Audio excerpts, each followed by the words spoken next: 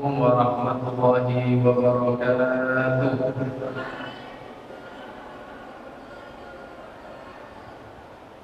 Hadiah surat Al-Fatihah untuk baginda Nabi Muhammad sallallahu alaihi wasallam, untuk kedua orang tua kita dan untuk para guru kita.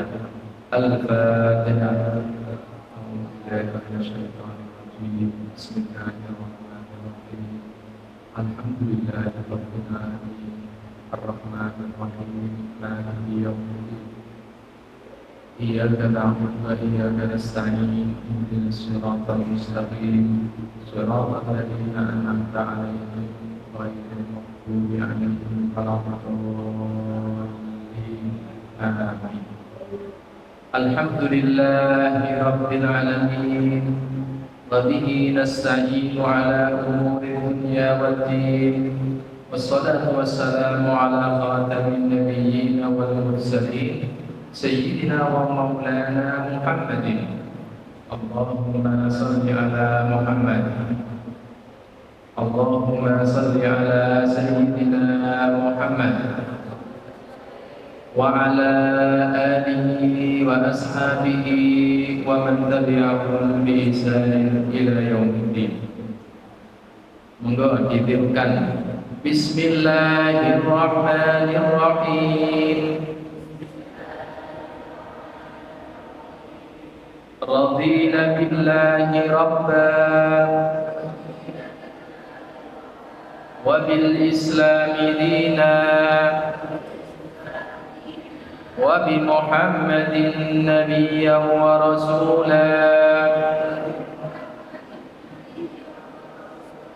Rabbi ighfirli wa liwalidayya warhamhuma kama rabbayani saghira. Rabbi zidni ilma warzuqni fahma.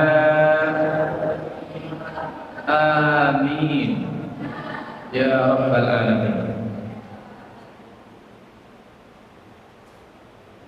Abda'u bismillahirrahmanirrahim wa birrahimi daimil ihsani.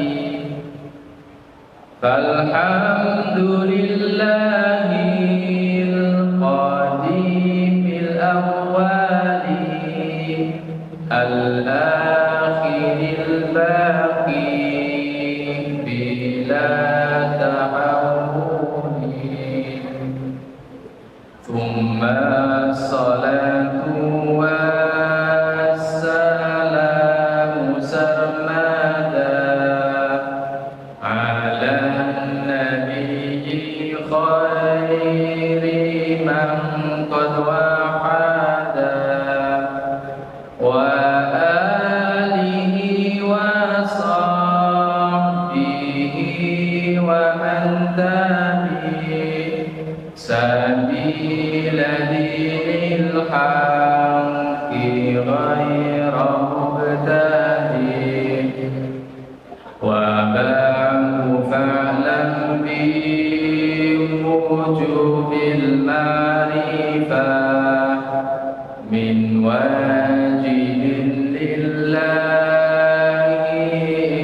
ishrina sifah.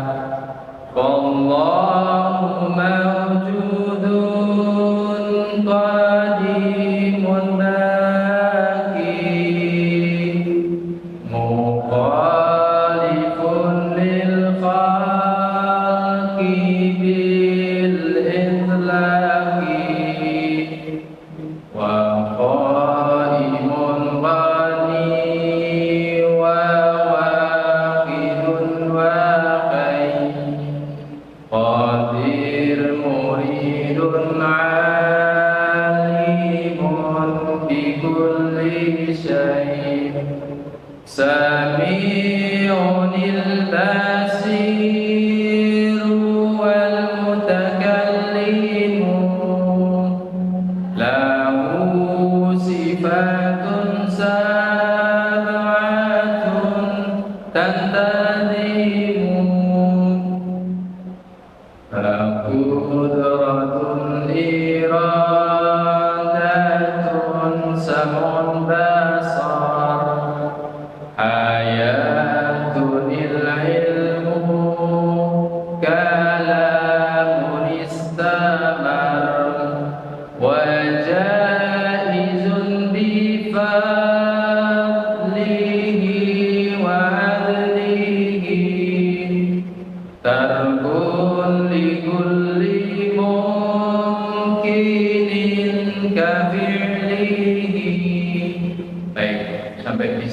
pertemuan pada hari Senin yang lalu, perhatikan Allah memiliki 20 sifat wajib. Apa maksudnya sifat wajib yang berjumlah 20 ini? Wajib secara logika nalar kita. Dengan kata lain, kalau ada seseorang atau sesuatu yang mengklaim, menganggap, mengaku-ngaku sebagai Tuhan, kok tidak memiliki salah satu saja dari ke-20 sifat wajib ini, maka tidak lazim, tidak layak dianggap sebagai Tuhan. Maka karena keyakinan akidah kita mengatakan Allah Subhanahu wa taala adalah Tuhan kita yang paling benar, maka kita harus wajib bagi kita bahwasanya Allah Subhanahu wa taala memiliki 20 sifat wajib berikut. Yang pertama, kita ulang dulu sebentar. Bait ke-6. Allahu mawjudun. Allah itu ada. Tidak mungkin Allah tidak ada. Seandainya Allah tidak ada, seandainya berarti tidak mungkin.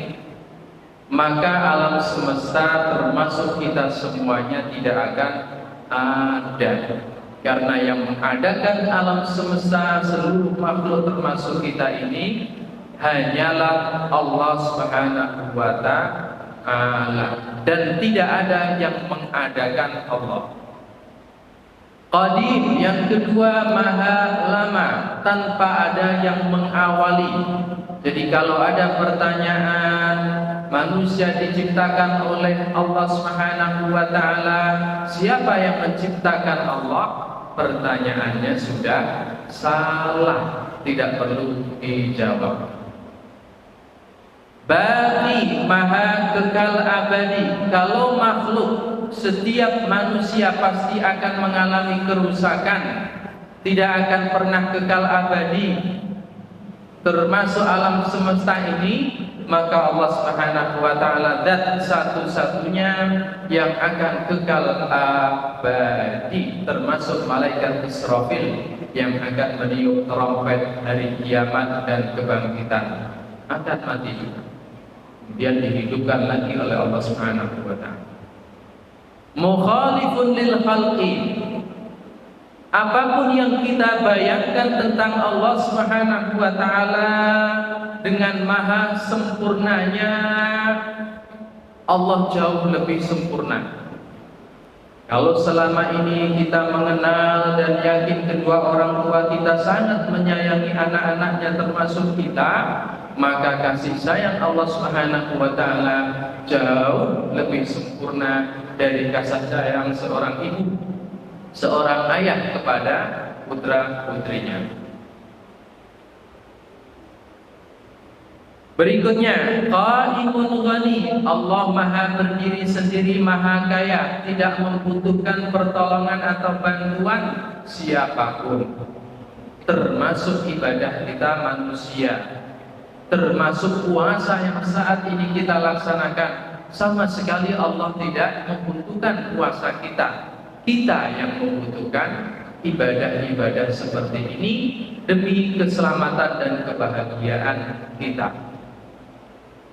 Kata baginda Rasulullah SAW, seandainya seluruh penghuni dan penduduk bumi ini beriman dan bertakwa dengan seiman dan takwa paling sempurna, maka keimanan dan ketakwaan seluruh penduduk bumi ini tidak akan bisa menambah kekuasaan Allah Subhanahu wa ta'ala dan keagungannya sedikit pun.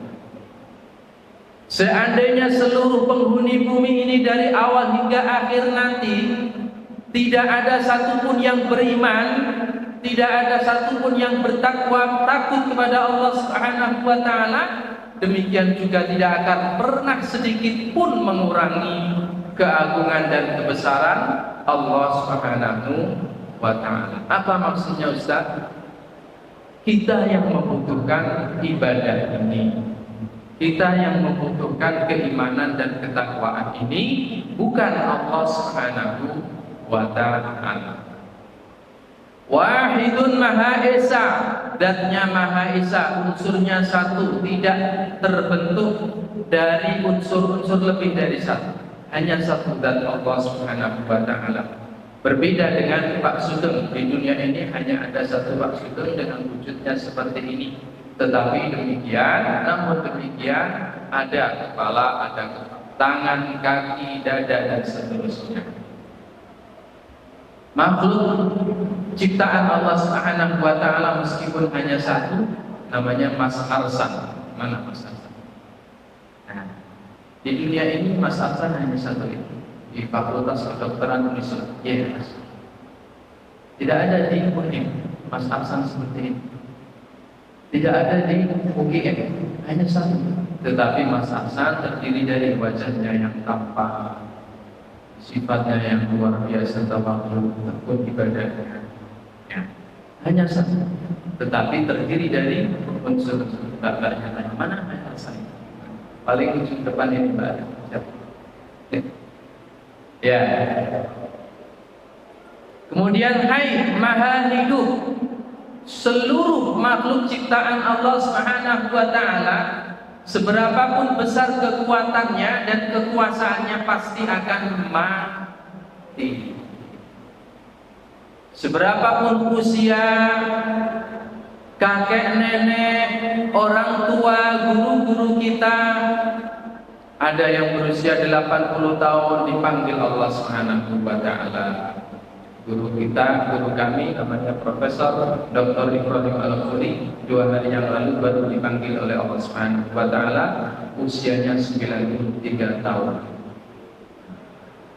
Inna lillahi wa inna ilaihi raji'un. Rahimahullahu ta'ala rahmatan wasi'ah wa ghafara lahu wa askanahu fasiha jannatihi ma'an nabiyyin wa siddiqin wa syuhada'i wa salihin wa hasuna ulaika rafiqa.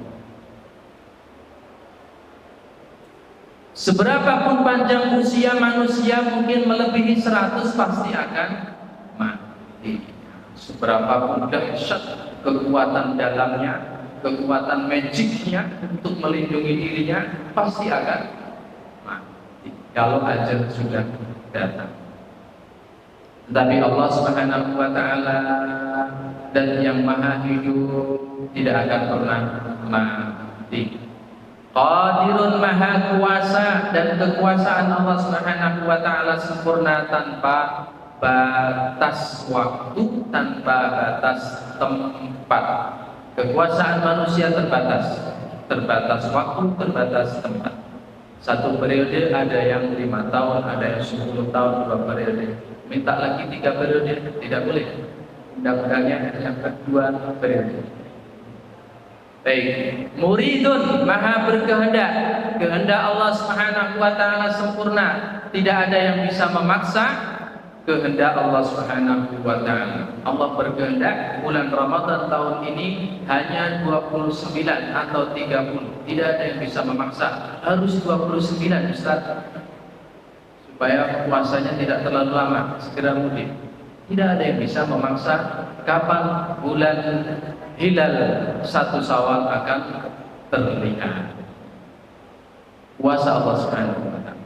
Alimun, Maha mengetahui tanpa batas, tanpa menggunakan media apapun. Allah Subhanahu wa ta'ala mengetahui, Maha mengetahui ketika kita dalam keadaan bersama-sama dengan kawan-kawan, tahu persis apa yang sedang kita alami dan sedang kita lakukan. Ketika kita sendiri, bahkan tahu persis apa niat kita duduk di majelis ilmu ini, sekedar memenuhi kewajiban jadwal kajian, atau benar-benar untuk menuntut ilmu, atau untuk bertabarukan, atau untuk mendapatkan keberkahan waktu-waktu 10 malam dan 10 hari terakhir bulan Ramadan. Semakin banyak niat kita, pahalanya juga semakin banyak.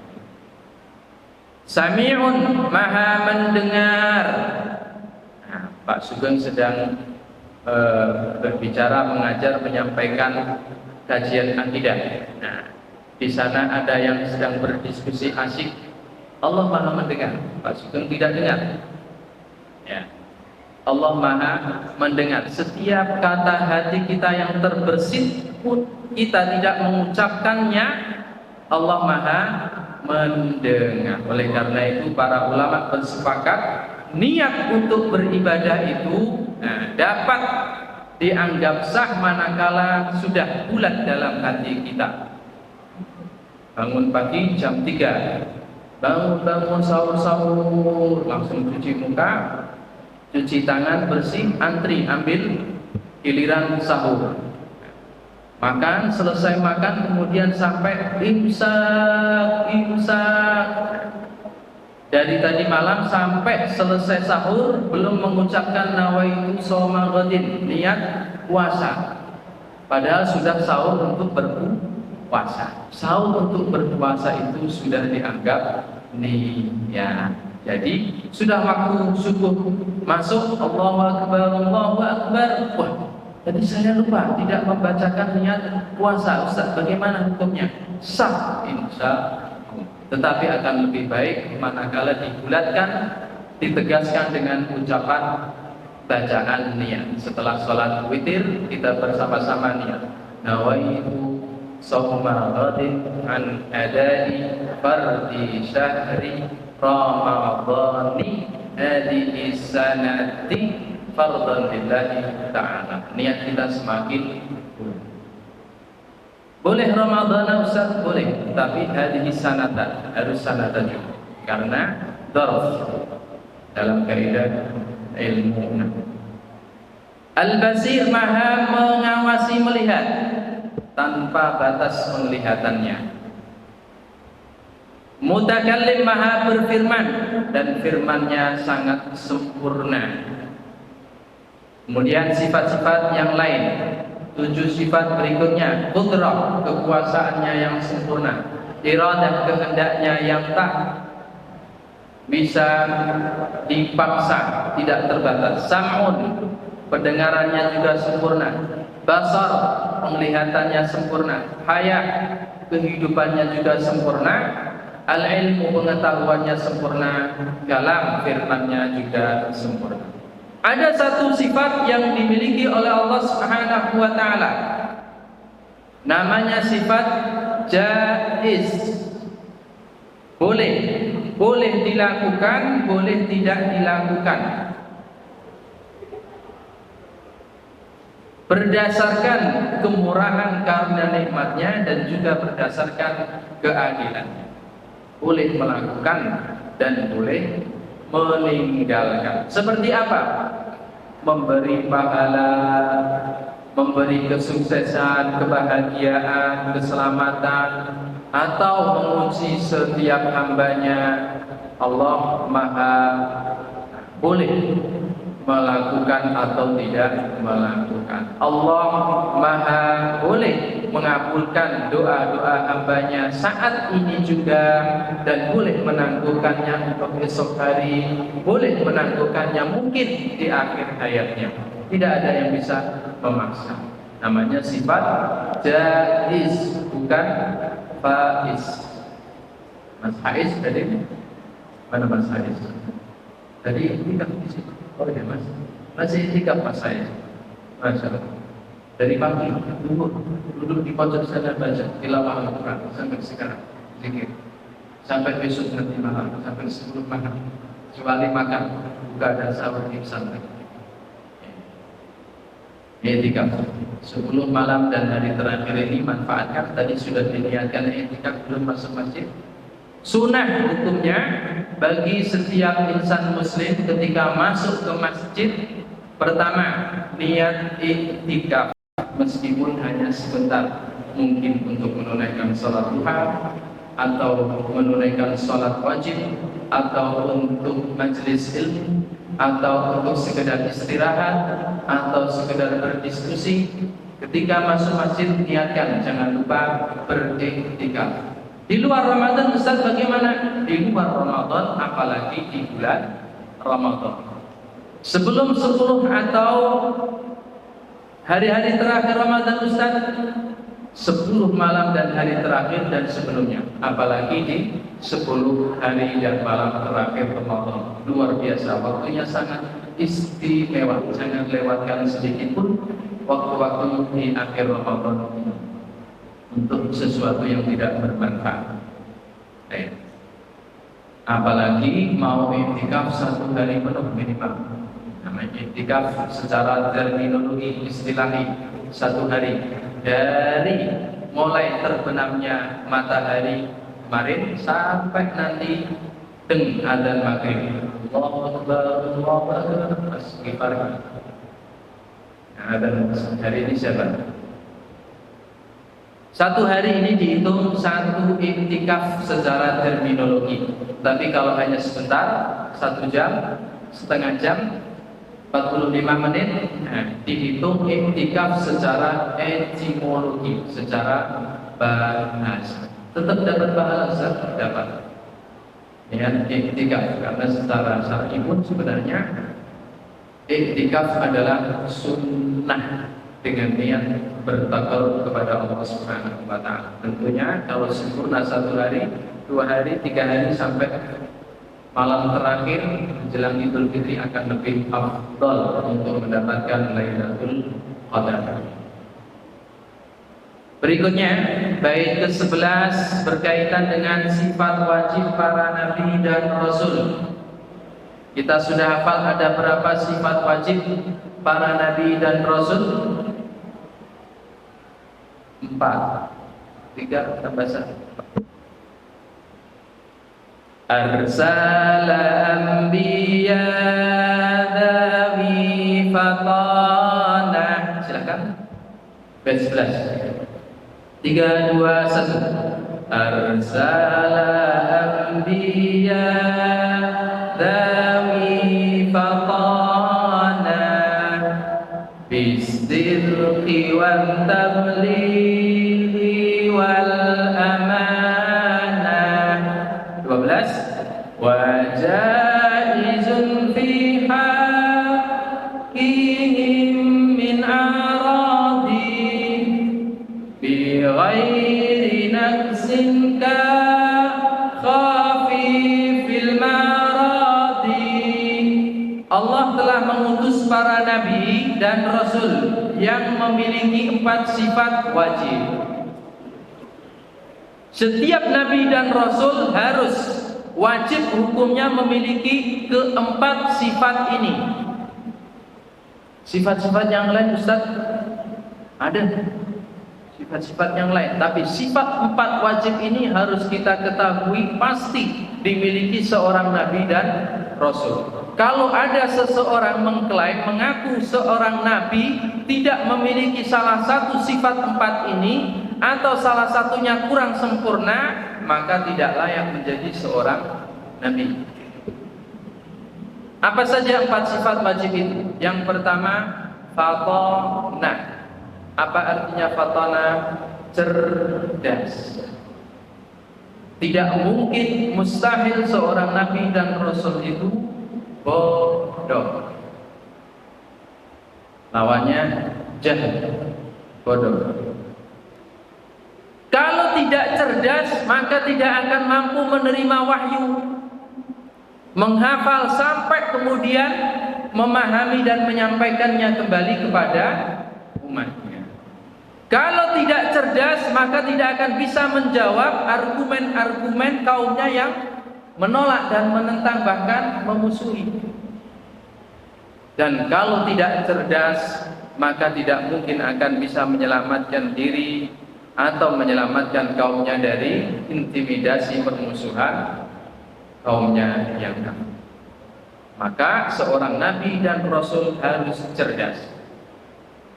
Baginda Nabi kita Muhammad sallallahu alaihi wasallam, Allahumma salli ala Muhammad. Ketika perang Badar akan berkecamuk, berapa jumlah tentara kaum kafir Quraisy? 1000. Berapa jumlah tentara para sahabat? 300-an, lebih sedikit. Sebelum berkecamuk, kaum muslimin, para sahabat Rasulullah SAW belum tahu persis berapa jumlah dan kekuatan kaum kafir Quraisy tanggal 17 Ramadan. Belum tahu. Nah, kemudian sebagian sahabat baginda Nabi SAW ingin mencari tahu, tiba-tiba bertemu, menjumpai dua orang di tengah jalan. Satu dari orang Quraisy, satu dari selain Quraisy. Dua orang ini tertangkap oleh sahabat baginda Nabi SAW. Kemudian ditanya, berapa jumlah prajurit kalian, orang-orang kafir Quraisy? Kata mereka, dua orang ini, salah satu melarikan diri, berhasil melarikan diri, yang satu tertangkap, yang satu ini diinterogasi. Berapa jumlah prajurit kalian? Pokoknya besar, kalian pasti akan kalah, penakut. Ditangkap, kemudian dibawa kepada baginda Nabi SAW. Setelah ditanya, diinterogasi, tidak mau mengaku berapa jumlah mereka. Di hadapan baginda Nabi SAW. Ini bukti kecerdasan baginda Nabi SAW. Baginda Nabi bertanya kembali, berapa jumlah kekuatan kalian, orang-orang kafir Quraisy? Tanya pertama kali tidak mengaku, sama jawabannya, pokoknya besar dan sangat kuat, kalian pasti akan kalah. Baginda Nabi karena sangat cerdas kemudian bertanya kedua kali, berapa ekor unta yang kalian sembelih setiap hari untuk persiapan perang ini? Baru mengaku. Mengakunya mata-mata tadi, setiap hari kami menyembelih 10 ekor unta. Baginda Nabi kemudian memberitahu para sahabat bersiap-siaplah, jumlah tentara orang-orang kafir Quraisy seluruhnya ada 1000 tentara. Dari mana baginda Nabi tahu? Dari jawaban mata-mata yang ditangkap tadi. Setiap hari mereka menyembelih 10 ekor unta. 1 ekor unta untuk 100 prajurit. 10 kali 100 berapa? 1000. Dan ternyata benar. Ketika bertemu antara prajurit kaum kafir Quraisy dan para sahabat Rasulullah SAW, jumlah mereka sekitar 1000-an prajurit melawan 300-an prajurit sahabat baginda Nabi SAW. Kecerdasan baginda Nabi SAW. Di antara bentuk kecerdasan baginda Nabi SAW, menguasai bahasa Arab dengan berbagai macam dialeknya. Menguasai bahasa Arab dengan berbagai macam dialeknya, dan ini tidak dimiliki oleh siapapun orang Arab. Yang kedua, bahasanya sangat singkat tetapi maknanya sangat padat. Utitu jawami'al kalim. Aku diberi keistimewaan berupa jawami'ul kalim. Apa itu jawami'ul kalim? Bahasanya pendek tetapi muatannya padat, luas.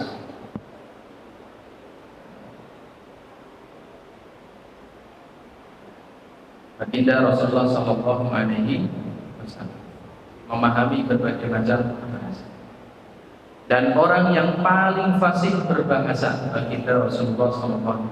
Oleh karena itu, biasanya manusia biasa pun demikiannya. Semakin fasih bahasa seseorang, semakin lancar komunikasi seseorang, tandanya orang itu kecerdasannya tinggi. Tanda salah satu kecerdasan kita, bahasa kita lancar, fasih. Makanya sejak kecil ibu-ibu kita, Mbak, halo Mbak, halo Mbak. Calon ibu-ibu nanti kalau sudah menikah, punya anak kecil, jangan berhenti mengomeli, tanda kutip, anak-anaknya. Setiap saat harus diajak ngomong terus, meskipun di hadapan suaminya. Suaminya sampai mengatakan, ngomel terus Bu. Bukan tujuannya untuk banyak bicara, tapi untuk mendidik anak-anak kita. Karena semakin banyak kosakata anak-anak kita, maka kecerdasannya akan semakin terangsang. Makanya ibu-ibu dan calon ibu-ibu harus banyak ngobrol dengan anak-anaknya nanti. Jangan diam saja. Ada YouTube, Ustaz tinggal nyalakan HP atau setelkan TV biar langsung. Beda antara seorang ibu berbicara langsung kepada anaknya dengan luapan perasaan hati dan rasa sayangnya, dengan ketika YouTube berbicara dengan anak. YouTube, TV, HP tidak bisa berbicara dengan kita kecuali menyampaikan informasi, tetapi luapan perasaan, ekspresi hanya akan didapat dari seorang ibu. Sudah siap calon ibu-ibu, Mbak? Siap apa? Belajar dulu, siap belajar untuk menjadi seorang ibu yang baik, mendidik anak-anaknya, mendidik anak-anak tetangga di sekolah, pesantren, di lingkungan. Karena pendidikan itu dari lingkungan keluarga, ke lingkungan masyarakat, lingkungan sekolah, dan seterusnya. Jadi salah satu sifat wajib seorang nabi dan rasul yang harus dimiliki adalah fathah. Nah, ada Mas Mbak yang namanya fathah, cerdas. Sebuah doa harapan orang tua agar anaknya cerdas. Sifat wajib yang kedua, as-sidqu, shadiq, artinya jujur, tidak bohong. Jadi mustahil seorang nabi dan rasul itu sekalipun berbohong. Tidak akan pernah terjadi seorang nabi dan rasul yang benar-benar nabi dan rasul pernah berbohong atau kadhib. Manusia biasa kita hari ini jujur, belum tentu besok jujur. Ya, berapa banyak para pemimpin-pemimpin negara kita dalam kampanye luar biasa semangatnya, jujur, tapi ketika giliran melaksanakan tugas-tugasnya, banyak tanggung jawab yang dilupakan. Manusia biasa, tetapi Nabi, seorang Rasul, memiliki sifat wajib sejak dia terlahir sampai menjadi seorang Nabi dan Rasul, sampai dipanggil Allah Subhanahu wa Ta'ala, senantiasa jujur, tidak akan pernah berbohong. Kita hari ini jujur, besok belum tentu bisa jujur. Manusia biasa, sekali berbohong kemudian diikuti langsung beristighfar, astagfirullah. Kalau ada hak orang lain yang kita cederai atau kita ambil tanpa hak, tanpa alasan yang dibenarkan, segera dikembalikan kepada pemiliknya. Sifat wajib yang ketiga, tabligh. Apa artinya tabligh? Menyampaikan risalah, amanah, wahyu, ajaran-ajarannya kepada kaumnya, umatnya. Tidak seperti kita ya, di kelas dapat tugas dari Bapak Ibu dosen, Mas, Mbak, materinya hari ini sampai di sini. Teman-teman yang tidak hadir tolong di-share filenya, tolong diberi catatannya. Kalau ada tugas tolong disampaikan. Sampai di rumah bukunya ditutup. Nah, HP-nya mau sudah lupa scroll dengan pesan-pesan yang lain. Seorang nabi dan rasul sekali mendapatkan wahyu untuk disampaikan kepada kaumnya atau umatnya, langsung disampaikan.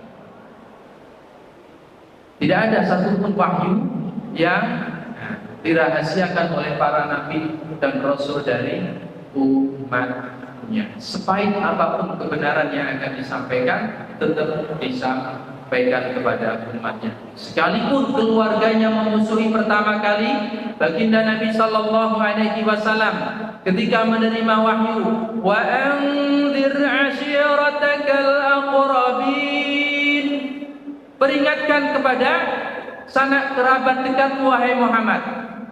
bahwasanya engkau seorang nabi dan rasul. Maka langsung baginda Nabi sallallahu alaihi wasallam mengumpulkan seluruh kerabat-kerabatnya dari Bani Hashim, dari Bani A, Bani C, Bani B dan seterusnya, dikumpulkan semuanya.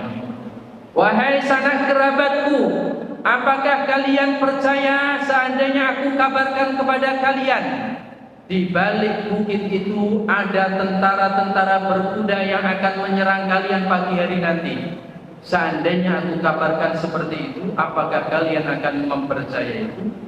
Kata mereka, iya, kami percaya karena kami tidak pernah mendengar atau melihatmu berbohong. Setelah itu baginda Nabi sallallahu alaihi wasallam menyampaikan peringatannya kepada kerabatnya, melaunching, mengumumkan bahwasanya baginda Nabi seorang rasul yang diutus untuk menyampaikan peringatan kepada kaumnya. Inni nadhirul lakum baina yadayya adzabun syadid. Aku seorang pembawa kabar peringatan kepada kalian, alias seorang nabi dan rasul. Maka berhati-hatilah, di hari akhir nanti akan ada siksaan yang pedih bagi orang-orang yang kufur kafir. Abu Lahab tampil pertama kali memprovokasi keluarganya, jangan percaya kepada Muhammad. Padahal baru saja mereka mempercayai baginda Nabi Muhammad SAW. Tabban laka ya Muhammad, ali hadza jama'tana. Celaka untukmu wahai Muhammad, hanya karena inikah engkau mengumpulkan kami? Baginda Nabi sejak saat itu tidak dipercaya oleh Abu Lahab, bahkan dimusuhi oleh Abu Lahab dan keluarganya, istrinya, anak-anaknya, memusuhi baginda Nabi Muhammad sallallahu alaihi wasallam. Pahit bagi baginda Nabi sallallahu alaihi wasallam menyampaikan risalah kebenaran harus dimusuhi oleh keluarga dekatnya sendiri, tetangganya sendiri. Pahit, tetapi karena suatu risalah kebenaran yang harus disampaikan, baginda Nabi sallallahu alaihi wasallam menyampaikan, tidak dirahasiakan. Sifat wajib berikutnya yang keempat adalah amanah. Apa maksudnya amanah? Terpercaya. Bagaimana definisi terpercaya? Ketika seorang nabi dan rasul memerintahkan suatu perintah yang wajib, maka yang pertama kali melaksanakan kewajiban itu tiada lain adalah nabi dan rasul itu sendiri. Tidak mungkin akan mengkhianati perintah itu sendiri. Aku perintahkan kalian untuk menunaikan sholat, maka nabi dan rasul itu sendiri yang menjadi contoh dalam melaksanakan sholat dan tidak akan pernah meninggalkannya. Ketika seorang nabi dan rasul melarang kita untuk berzina, melarang kita untuk mencuri, mengambil hak orang lain tanpa alasan yang dibenarkan, maka seorang nabi dan rasul itulah yang menjadi panutan contoh pertama, tidak akan pernah mengkhianati larangan tersebut. Jadi tidak ada seorang nabi dan rasul memerintahkan kaumnya bersedekahlah kalian, sementara nabi dan rasul tidak bersedekah. Tidak ada. Ketika memerintahkan berinfak, beramal baik, berakhlakul karimah, maka saat itulah nabi dan rasul menjadi contoh pertama. Laqad kana lakum fi rasulillahi uswatun hasanah. Contoh terbaik. Adzan jam berapa Mas Dimas? 41. Oke, sampai di sini saja ya untuk persiapan bagian takjil.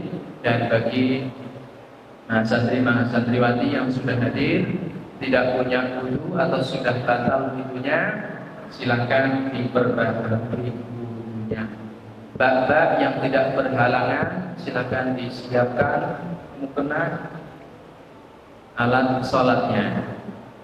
Takjilnya di sini, bukannya di pesantren, gitu ya. Kemudian Mas dan Mbak terutama sholat berjamaah maghrib di sini, kemudian berbuka di pesantren. Jaga adab di masjid, jaga ketenangan, jangan sampai terlalu keras berbicara karena ini bukan rumah kita, tetapi rumah Allah Subhanahu wa Ta'ala. Sampai berjumpa di lain kesempatan. apa hari raya Idul Fitri, setelah Idul Fitri, setelah Lebaran. Insya mohon maaf lahir dan batin. Semoga Allah Subhanahu wa taala menerima amalan-amalan baik kita, menghapus dosa dan maksiat kita. Allahumma amin. Kita tutup bersama-sama dengan doa sebagai berikut. Bismillahirrahmanirrahim. Silakan diikuti. Bismillahirrahmanirrahim. Allahumma salli ala Sayyidina Muhammad wa ala ali Sayyidina Muhammad kama sallaita ala Sayyidina Ibrahim wa ala ali Sayyidina Ibrahim fil alamin innaka Hamidum Majid. Allahumma laka sunna wa bika amanna wa ala rizqika aftarna dhahaba ad-dhama'u